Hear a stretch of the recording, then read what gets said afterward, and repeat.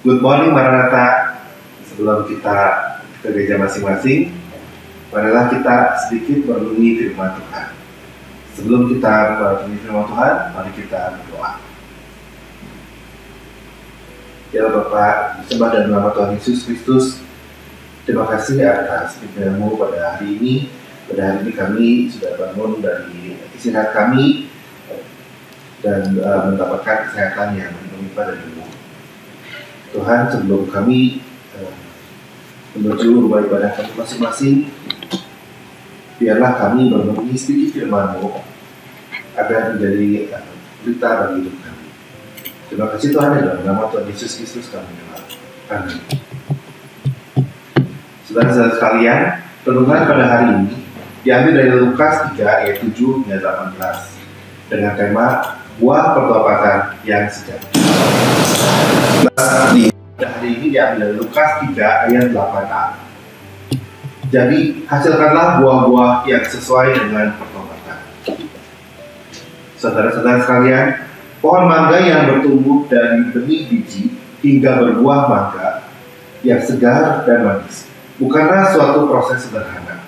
Suatu pohon mangga dapat menghasilkan buah bukan hanya karena berasal dari benih mangga yang baik, tetapi juga merupakan hasil dari proses pertumbuhan yang konsisten setiap hari dalam menghadapi gangguan dari lingkungannya. Dalam Lukas 3 ayat 7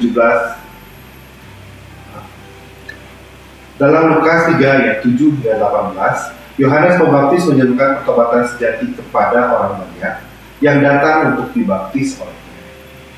Yohanes menegaskan bahwa pertobatan bukan hanya sekedar ritual, tetapi harus disertai dengan perbuatan. Perbuatan itu adalah perubahan yang nyata dalam hidup.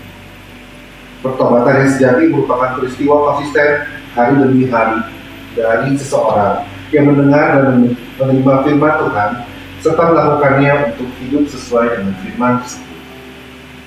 Kebiasaan buruk dan jahat masa lalu adalah gangguan yang dapat membuat orang kembali kepada kehidupan gelapnya.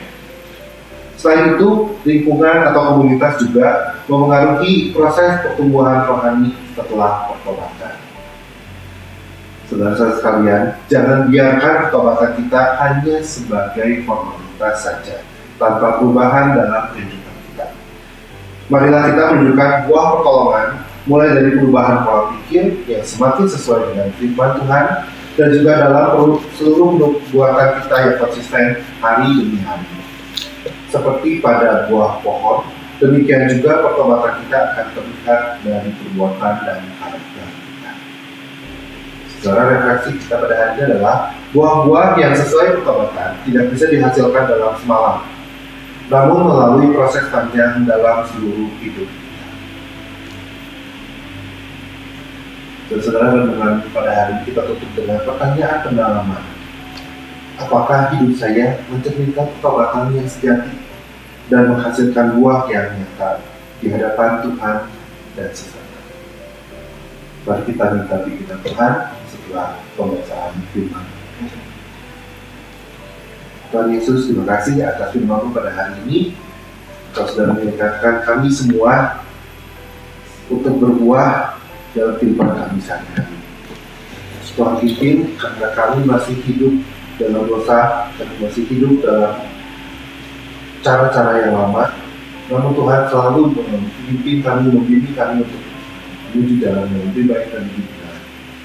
Pimpinlah pertobatan kami juga tidak hanya untuk formalitas, tapi pertobatan kami ini dapat membuahkan hasil kepadamu dan juga kepada sesama. Terima kasih Tuhan, dan nama Tuhan Yesus Kristus kami berdoa dan bersyukur. Amin.